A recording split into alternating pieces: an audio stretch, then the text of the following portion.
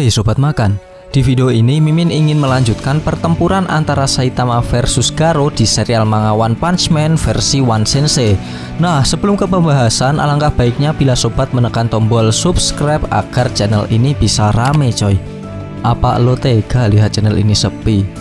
Di chapter 89 kemarin, Garo sangat mendominasi sekali dalam pertempuran, sampai-sampai Saitama menerima pukulan telak bertubi-tubi tanpa bisa memberikan serangan balik. Nah, sekarang chapter yang akan kita bahas yaitu chapter 90. Keadaan berbalik 180 derajat. Garo akan kewalahan sendiri menghadapi serangan edisi serius Saitama. Kenapa Saitama menjadi semakin kuat? Ya emang udah kuat dari sononya.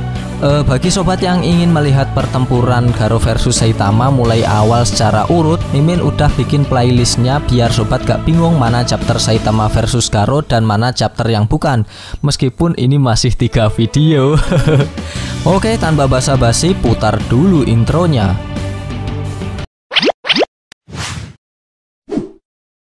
Sebelumnya perlu Mimin ingatkan, ini spoiler ya. Bagi yang hanya menikmati animenya saja dan gak mau kena spoiler, bisa tutup video ini sekarang. Lihat dikit-dikit juga boleh. Di awal scene diperlihatkan Garo masih terheran-heran kebingungan karena ucapan Saitama di chapter sebelumnya.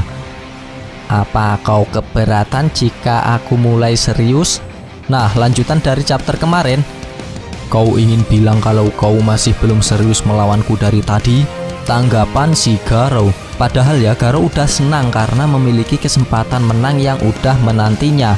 Tapi tidak semudah itu Verguso jika lawannya pahlawan botak plontos yang satu ini. Saitama diperlihatkan memilih tempat untuk mengeluarkan gerakan edisi seriusnya sambil mengatakan, mulai dari sini deh. Kayaknya kurang pas, mungkin di sini saja. Dari dulu emang gak berubah kelakuan konyol si botak ini. Mau ngeluarin serangan aja milih-milih dulu tempatnya. Wait. Tapi ada benarnya juga. Menurut Mimin, Saitama memilih tempat biar pahlawan lain tidak ikut terkena dampak serangannya. Karena serangan yang ada seriusnya rata-rata memiliki daya hancur yang tinggi. Masuk akal. Kita kembali ke topik. Woi, apa yang kau lakukan? Ucap Garo dengan ekspresi bingungnya. Saitama menjawab, aku akan memperlihatkan padamu sedikit keseriusanku saat bertarung, agar kau mengerahkan keseriusanmu saat bertarung. Dengan ekspresi wajah konyol yang bikin orang pengen nampol palanya. Tanpa banyak cincong, Saitama mulai mengeluarkan gerakan super edisi seriusnya dengan mengangkat batu dari pertempuran pahlawan sebelumnya. Sebelum batu terangkat oleh Saitama, Garo sudah merasakan ada sesuatu yang mendekati dirinya. Tapi Garo tidak tahu apa yang akan mendekat. Garo hanya bisa melihat Saitama sambil mengatakan, dia tidak ragu, ini akan sedikit merepotkan. Aku ingin melihatnya, tapi lebih baik ku akhiri.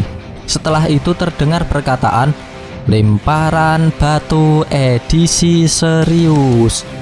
Tapi ya pengucapannya itu harus serius. Dan duar! Gerakan Saitama menimbulkan bebatuan di area tersebut berterbangan ke arah Garo. Tiba-tiba scene berpindah. Dalam scene ini terlihat sosok berwujud mata menatap ke arah Saitama. Tidak salah lagi, sosok tersebut adalah Zombie Man yang hancur karena serangan Garo sebelumnya. Zombie Man mengatakan, ada sebuah dinding hitam tiba-tiba muncul di hadapan pahlawan kelas B ini. Dinding hitam yang dimaksud Zombie Man di sini Mimin belum jelas apa, tapi Mimin lanjutkan dulu, siapa tahu nanti ngerti maksud dari dinding hitam tersebut ketika sudah mengkelarkan chapter ini. Scene berpindah ke Garo lagi. Garo di sini terlihat melayang. Ya emang melayang bersama bebatuan yang dilempar Saitama. Dia mengangkat reruntuhan markas yang hancur akibat kekuatan Tatsumaki. Sombong sekali. Apa dia pikir dia bisa menyerangku dari titik buta di balik batu-batu ini? Itu tidak akan mempan. Aku sudah terbiasa menghadapi serangan dengan puing-puing seperti ini setelah melawan Tatsumaki. Ini hanya sekumpulan debu bagiku. Akan kuhancurkan dia sampai berkeping-keping ketika aku melihatnya. Sebenarnya di sini yang sombong itu Garo sendiri loh. Lawang Saitama hanya ingin bertarung sedikit serius malah dikira sombong. Lucu Garo ini. Di scene ini Garo kebingungan karena tidak kunjung jatuh ke bawah. Umumnya benda berat melayang di udara lambat laun akan cepat jatuh, tapi berbeda dengan kondisi ini. Ini seperti dunia lain yang memiliki gravitasi yang rendah. Perasaan ini ada yang aneh. Aku merasa seperti mengambang. Sudah berapa lama aku melayang di udara? Aku tidak bisa melihat permukaan. Orang aneh itu seberapa jauh dia melemparku? Ucap si Garo dengan raut yang kebingungan. Tiba-tiba tanpa disadari Garo, Saitama muncul dari belakangnya dan duas! Pukulan normal beruntun berhasil dilancarkan Saitama. Meskipun pukulan normal beruntun, tapi damage-nya jangan ditanya lagi, sudah pasti memiliki daya hancur yang tinggi. Ini bisa dilihat dari jalur terlemparnya Garo yang hancur sampai-sampai tanduk dari Garo Transform Monster ini patah satu. Tapi hebatnya Garo masih bisa bertahan setelah menerima pukulan normal beruntun Saitama.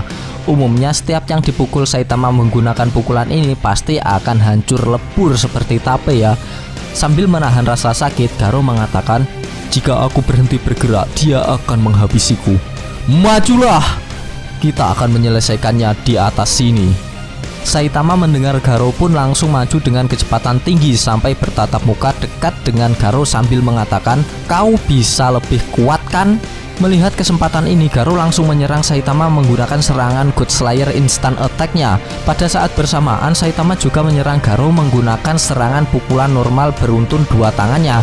Enaknya omong adu jotos lah. Duas, dor tak duk duas. Di panel ini diperlihatkan pukulan Garo kalah telak dengan pukulan Saitama dari segi damage maupun attack speed-nya, sehingga Garo menerima pukulan penuh dari si botak kita. Garo terkejut karena pukulan God Slayer Instant Attack atau pukulan pembunuh instan dewanya mampu dikalahkan dengan pukulan biasa sambil mengatakan, dia melampaui pukulan beruntunku. Aku harus menjauh. Dia bermain-main denganku. Aku harus menjauh lebih cepat darinya, lebih tinggi darinya. Set set set set. Garo menjauh dari Saitama dengan gerakan zigzag super cepat menuju atas. Ini dikarenakan Garo dipermainkan oleh Saitama. Kalau tidak menjauh mungkin saja bisa terkena serangan susulan Saitama. Tapi Garo sadar jika terlalu hati-hati tidak akan bisa menang melawan Saitama. Ya memang gak mungkin menang jika lawannya Saitama.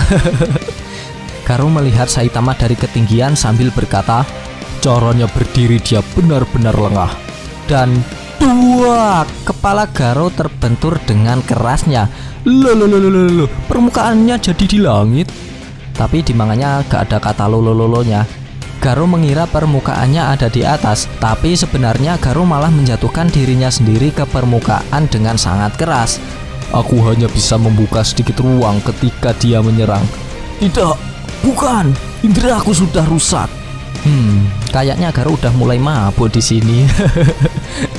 Garo menganggap dirinya seperti serangga di dalam sangkar yang dimainkan anak-anak dan juga menganggap Saitama bermain-main dengannya. Emang iya?